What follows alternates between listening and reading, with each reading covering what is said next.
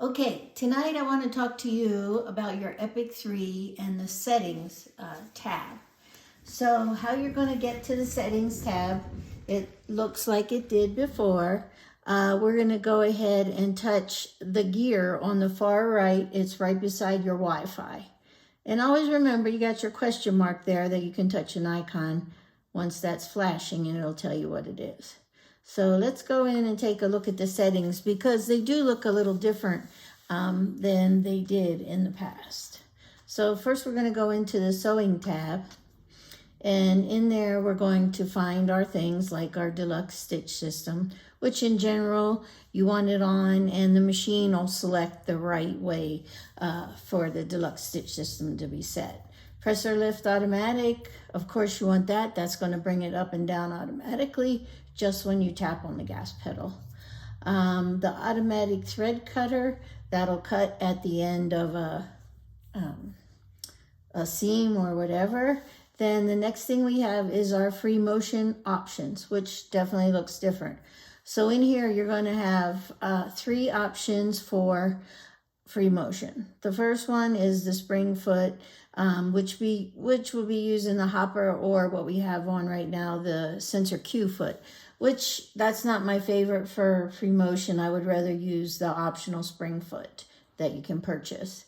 The other kind of free motion we have is the floating, and that would look like the old R foot we used to use for embroidery in the past.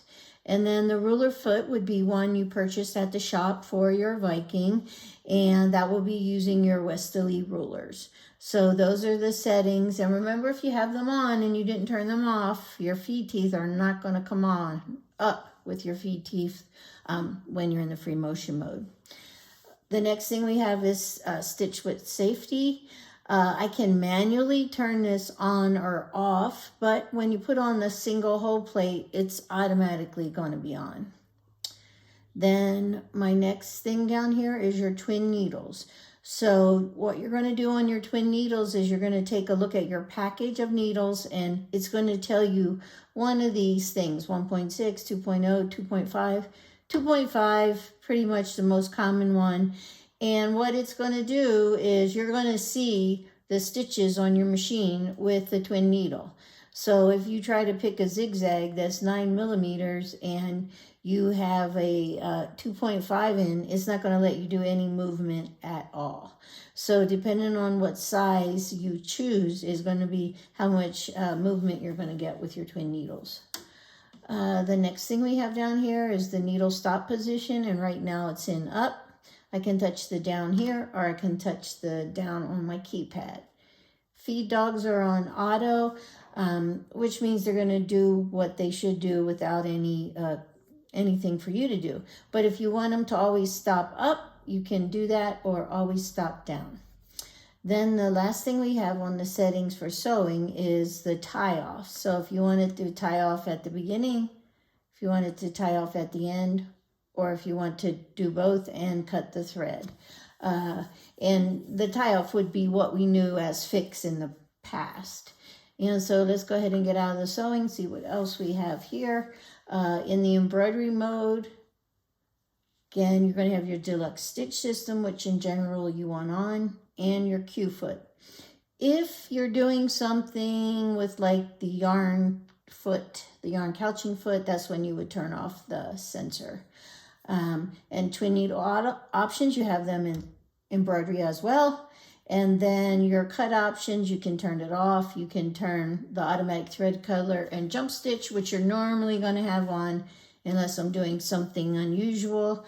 Or you can have it just do the cutter and not trim the jump stitch. And then the presser foot height in embroidery, you're not going to use this unless you have the floating foot on. So now when you go to the actual stitch out mode, you get the little pop-up asking you and telling you what you should do. If you don't want to ever see that again, you can shut that off, or you can leave it on as a nice reminder. So the multifunction foot control, if you have that plugged in, that's the only time that's going to be lit, and you can program that with your options pretty quickly. No function is the way I have mine set up right now. I generally like it the most because it's heavy and it doesn't move around. That's why I like to use it. Camera and projector, we talked about that the other day in another video. So if you want to look at projection, go ahead there. Now display and audio. So you can do it in another language. We can change our format from 24 hours to the 12-hour clock. And then your time zone. When you're picking your time zone, you're going to have a list 1,000,000 miles long. It's going to take a while to pull it up. And you're going to be scrolling. Well, we're all the way down towards the bottom. And in there, you're going to get to the United States, and then you're going to pick your closest place. So, of course, I picked Denver in mine. So I'm going to confirm that again. Then the volume of the audio. You can adjust that to your liking. And the repeat audio. So let's say it's given you your bobbin's empty. It'll continue to remind you if you put the repeat audio. And then the last thing is your LED work light. And you can see as I move that, I like it bright. And finally on this screen is your millimeters or inches. In general, you know, people say, oh, we're in the United States, we're going to use inches. But millimeters are still, it's more handy when you're sewing. If you look at your patterns, it'll say stuff like 2.5, which is your millimeters. If you want to work on personalizing your screen, you can come over here. You can give your machine a name. You can make your machine match the color. So I have mine set for Twilight Purple, and it has a light and a dark version of each one. It's just what you like to, the way you like it to look. So that's a nice thing. In the bottom bar, text. So when I'm actually in sewing or embroidery, I have a list of words down here at the bottom that'll tell you what the icons are. If you don't want that on, you know what they all are, you can go ahead and touch that off.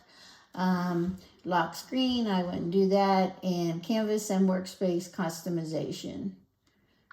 So then the other things you have here, this is your Wi-Fi, which you're going to connect right after you get it, and we don't want to look at our Wi-Fi.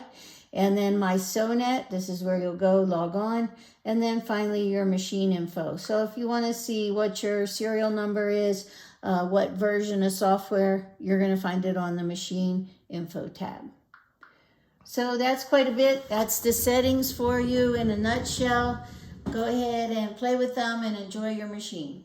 Ciao.